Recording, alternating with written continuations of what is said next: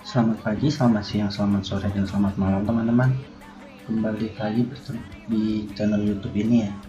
Bersama saya Kak Ricardo dari Universitas Kristen Satya Wacana, Fakultas Teknologi Informasi, Prodi Teknik Informatika dengan NIM 67 2019 269. Ya teman-teman, hari ini kita akan membahas mereview lagi materi-materi yang sebelumnya sudah saya upload beberapa bulan ini yang berkaitan dengan teknologi jaringan. Nah, materi yang pernah dibahas itu apa aja sih? Nah, totalnya ada 8. Pertama, topologi dan perangkat jaringan. Kedua, IP addressing dan subnet masking. Ketiga, routing data. Keempat, teknologi wide area network. Kelima, simulasi GNS3. Keenam, teknologi wireless. Ketujuh, low cost homemade wireless device. Kedelapan, yang terakhir yang ada di video saya, yang terakhir saya upload, yaitu Unified Communication Technology. Sekarang kita masuk ke pembahasan materi. Kita review sekilas saja ya teman-teman. Nah, topologi dan perangkat jaringan. Topologi jaringan komputer adalah metode atau cara yang digunakan agar dapat menghubungkan satu komputer dengan komputer lainnya. Komputer-komputer ini juga bisa dihubungkan dengan perangkat jaringan lainnya juga, baik itu hardware ataupun software. Nah, untuk membangun jaringan ini, nah itu tuh komponen-komponen yang dibutuhkan itu ada hardware ataupun software. Nah, contoh dari perangkat-perangkat jaringan ini yaitu router, modem, switch, repeater, hub, bridge, dan lain-lain. Nah, kita masuk ke materi kedua, yaitu IP addressing dan subnet masking. Nah, IP address adalah sebuah alamat logik yang membuat perangkat kita terhubung dengan jaringan IP, dan perangkat kita terhubung di jaringan IP address yang kita miliki, layaknya seperti alamat rumah yang unik dan hanya kita yang punya. IP address itu biasanya dibagi menjadi dua, bukan biasanya sih, memang dibagi menjadi dua, ada dua tipe.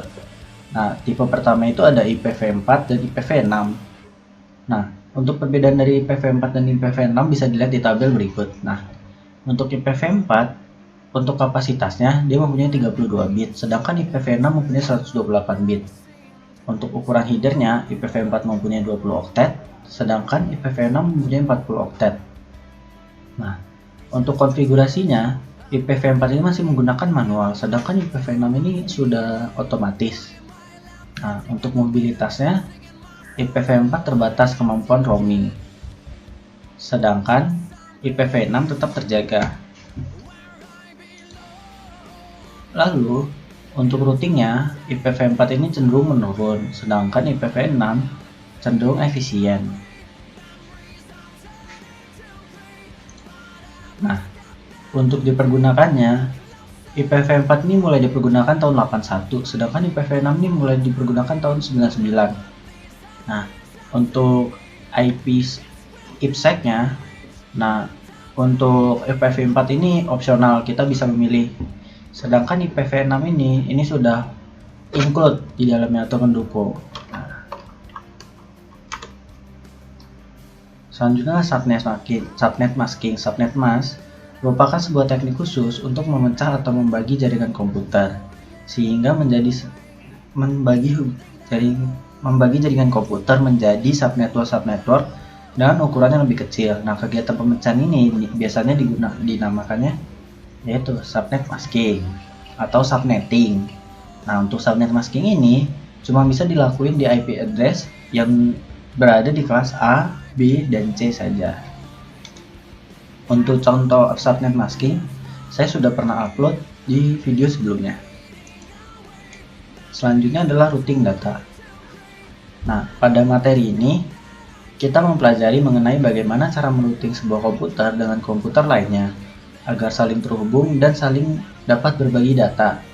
Tanpa routing, sebuah jaringan tidak bisa saling berhubungan antara satu dengan yang lain karena mereka tidak mengenali tujuan mereka dan jalan mana yang harus dilewati, seperti juga manusia yang jika ingin pergi ke suatu tempat, jika kita tidak memiliki alamat tempat tersebut, maka kita tidak bisa menuju ke alamat tersebut karena kita tidak tahu harus melewat mana dan di mana tempat itu berada.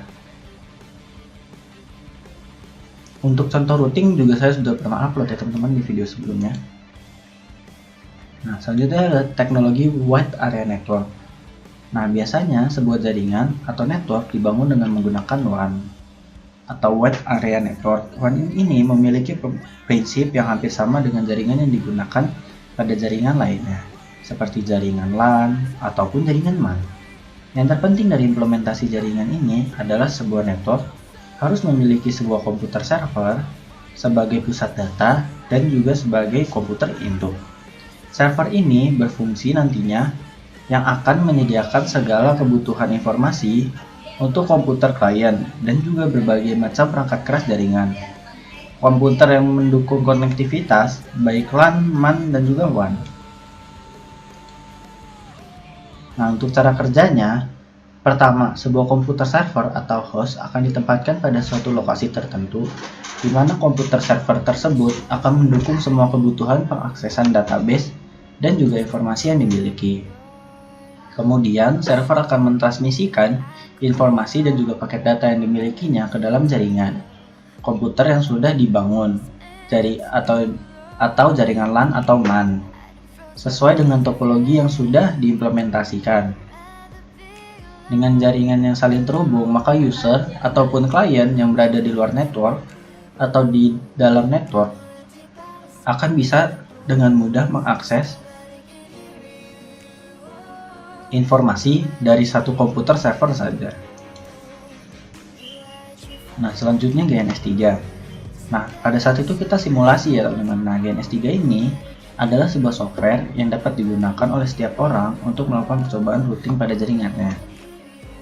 Aplikasi ini sangat membantu untuk operator jaringan dalam membangun sebuah jaringan di suatu tempat atau di suatu lokasi tanpa harus melakukan kesalahan yang dapat mengakibatkan kerugian materi ataupun kerugian finansial. Nah, GNS3 ini biasanya bisa juga digunakan untuk mengkonfigurasi hardware. Biasanya untuk konfigurasi hardware yang beneran ya teman-teman. Nah, ini digunakan untuk mensimulasikan jaringan yang akan dirancang. Jadi kita punya server hardware. Nah, kita taruh ke GNS3. Nah, nanti kita pakai GNS3 itu untuk menyambungkan antara hardware itu sama nanti kita punya software kayak sebelumnya teman-teman. Ada tuh di VirtualBox kita punya kayak Ubuntu. Terus kayak kita bisa taruh Windows di situ untuk mengecek, untuk simulasi jaringannya gimana sih nanti yang bakalan dirancang. Jadi nanti pada saat sudah disetting, kita taruh di tempat yang mau kita taruh, nanti kita bisa tinggal langsung pakai gitu teman-teman. Nah, selanjutnya adalah teknologi wireless.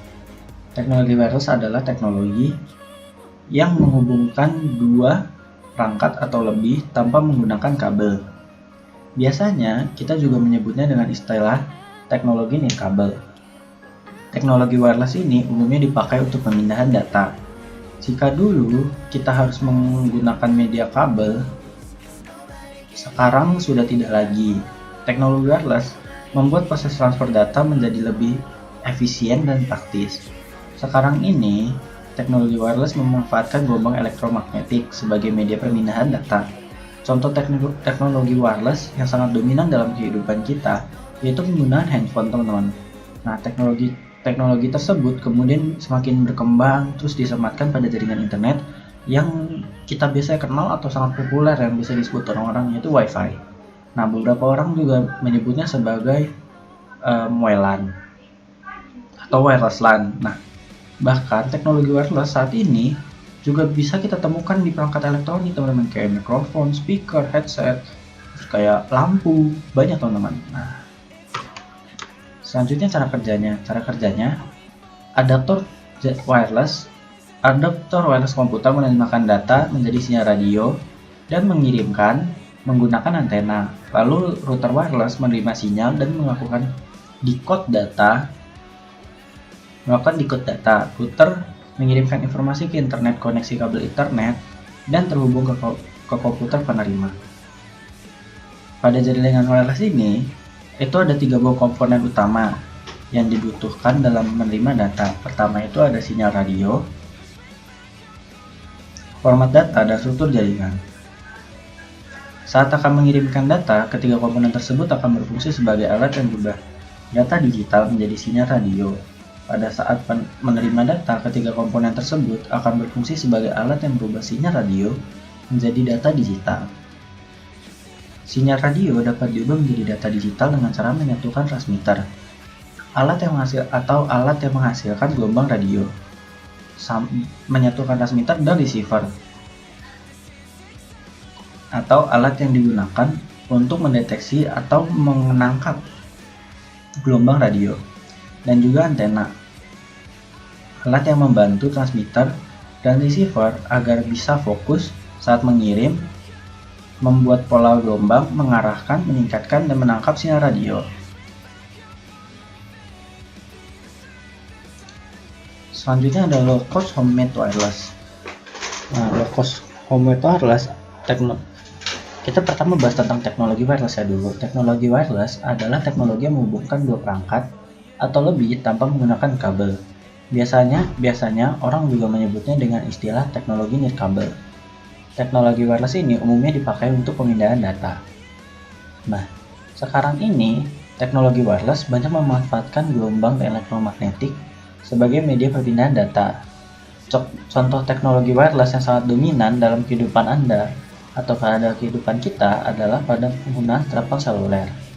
Teknologi tersebut kemudian semakin berkembang dan disematkan pada jaringan internet yang populer dengan nama Wi-Fi. Beberapa orang lainnya juga menyebut Wi-Fi ini sebagai WLAN.